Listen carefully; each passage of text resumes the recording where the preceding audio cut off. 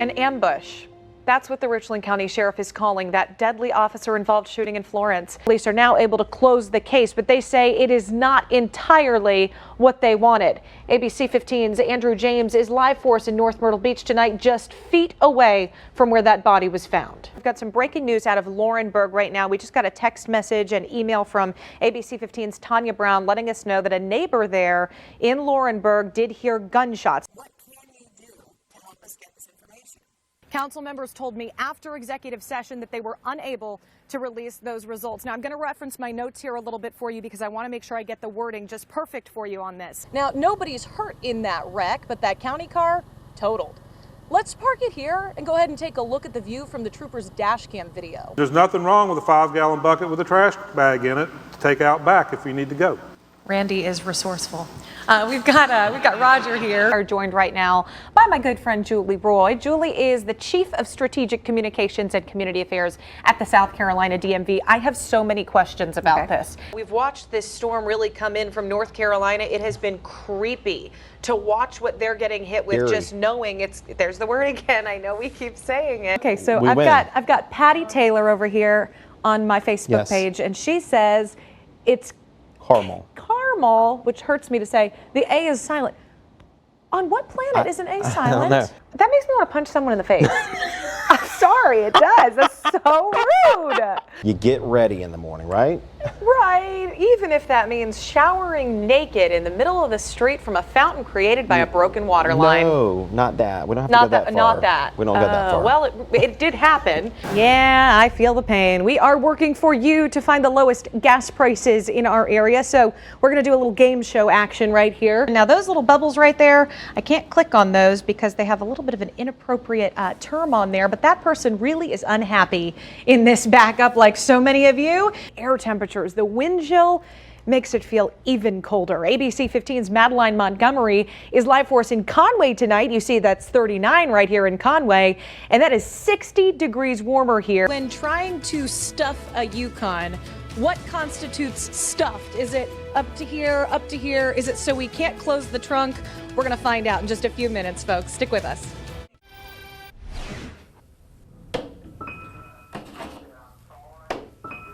Choices. Think about them. I want to believe that you didn't. They lead to our actions. You're talking about murder, armed robbery, murder. And all the moments after that, consequences. The hand of one is the hand of all. That's the voice of Major Crimes Detective Troy Allen Large during an interrogation. Remember him? That's my dark secret. This is the former officer's deposition. Before he died in January, he was accused of sexually assaulting women whose cases he was supposed to investigate. He was one of 4 officers indicted for misconduct. A lot of breezes blow through my heart and the edges are still tattered. Samantha Downer was dealt a rough hand. In 2002, she and her husband Paul were celebrating their 5th wedding anniversary. He owned a paint company, each had children. The pieces just fell into place. April Fool's Day was really big for us. Chance. So when I got the chance to go out with him, I was like, oh yeah, I'll go out with him. Brought them together. It also forced them apart. I do love you. Basically, he's supposed to grow old and plans. Have grandchildren and old enough to move in with the kids and annoy them. Sometimes life has different ones. On February 1st, 2002, Paul and his brother drop off some of his workers at their home in Longs and stay for a beer. Paul was just a very, very generous guy to a downfalling. At 8:26 p.m., police are called to a home invasion. Through tears, Paul's brother tells them 4 men walk in with guns and want money. Reach deeper, one says to Paul as he puts his hand in his pocket. They shoot him anyway. Samantha says the next day her husband was to be paid $10,000 for finishing up a big job. Whoever found that out and whoever told other people apparently got the date wrong. The home invasion was early. It wasn't on that date, and Paul was murdered for $200. The officer wrote in his report that he found Paul with his wallet under his head and change on the floor next to his pocket. You know a lot more about this case than I do because we were never allowed to see the case file. She says she learned very little from police, attorneys, and investigators. That's really hard for me too. It's like, well, okay, what can you tell me about my life instead of what I can tell you about my life? The only thing she really knows about the case is this. When they were interviewing things went wrong. In his report, that officer also wrote the lead detective would be taking over the investigation. Troy Allen Large. Remember him? Means probably you could be facing the death penalty and never get out of jail. That's Large interrogating 19-year-old Jeremy Williams. Well, I don't know nothing else. 4 days after Paul Downer's murder, Williams is the prime suspect charged with murder and armed robbery. Well, if you've indicated you wanted a turn, you might want to talk to him then. 1 minute and 30 seconds into his interrogation, Williams asks for an attorney. He asks at least 5 times during the more than 3-hour interview. Miranda rights are the law, and the officers didn't play by the rules. During the interview, Williams talks about guns he owns, cars he drives, and where he was when Paul Downer was killed. I didn't do it, man.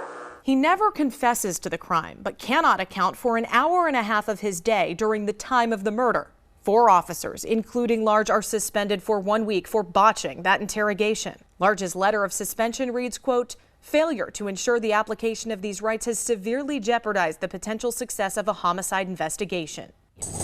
Is it possible that something like that throws a case? Definitely. Senator Greg Hembry was the solicitor at the time. His office prosecuted the Downer murder case. There is no question that there will be things that would not have happened but for those failures. Between 2002 and 2006, during his time out of jail on bond, Jeremy Williams is accused of a slew of other crimes. He is never indicted for murder or armed robbery. Nearly 5 years after Paul Downer's death, Williams is offered a plea deal, voluntary manslaughter.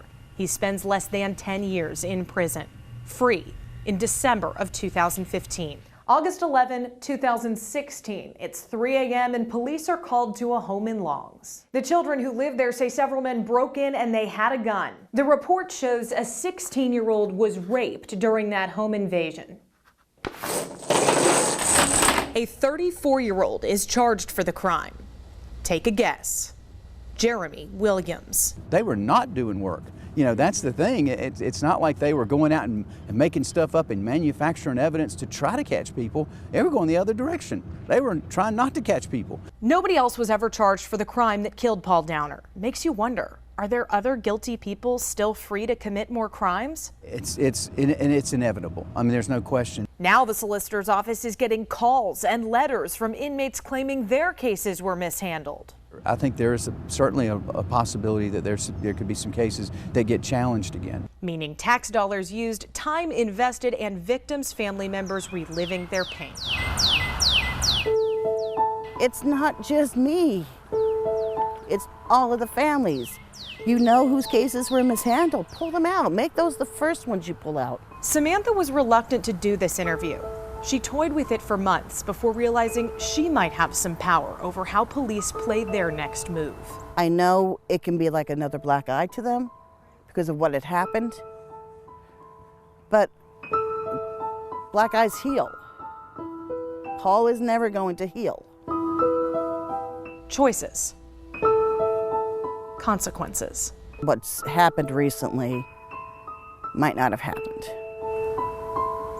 The what-if game spins in Samantha's mind. This is the picture that breaks my heart the most. The loss of memories, their future, Paul's daughter. She wound up committing suicide because of it. We buried her March 18th. And the unborn child she was carrying.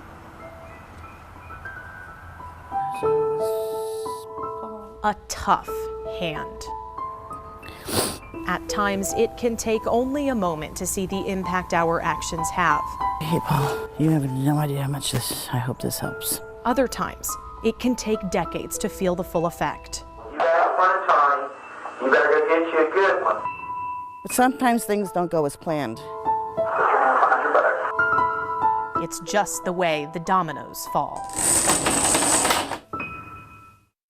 is a nap day, but in less than an hour, it will officially be spring nonetheless. We know this has so many of you really on edge right now. So tonight, our team is looking into what deputies here are doing to get rid of those gangs. ABC 15's Devon Roming, he is live outside the Horry County Jail for us. Now, Devon, they're telling you we're getting into the busiest time of year for gangs. Now, Devon, thank you very much. Now, according to the FBI, some 33,000 violent street gangs, motorcycle gangs, and prison gangs are criminally active in the U.S. today. All right, parents, we know you're really relieved tonight. 9 kids are doing just fine after a scary morning on the way to school. Their bus crashed. Right now, Laurinburg police are investigating this. They say the bus and a car hit each other on Highway 401 South at Montclair Drive. Now, that bus was headed to Carver Middle School. The kids were all okay, but they were taken to the hospital just to be safe. People in that car, they were airlifted. All right, let's take a look at headlines around the Carolinas tonight. How would you like the Panthers to call their southern neighbor home? Lawmakers in South Carolina are taking steps to lure the Carolina Panthers across the state line. They're hoping a tax credit and some exemptions may do the trick. The team is considering moving the practice facility out of North Carolina. Right now, lawmakers are working to change some laws because football players don't practice enough hours to be considered full-time employees in this state. Before you pop that strawberry in your mouth, you may want to think twice why one group is calling it the dirtiest fruit.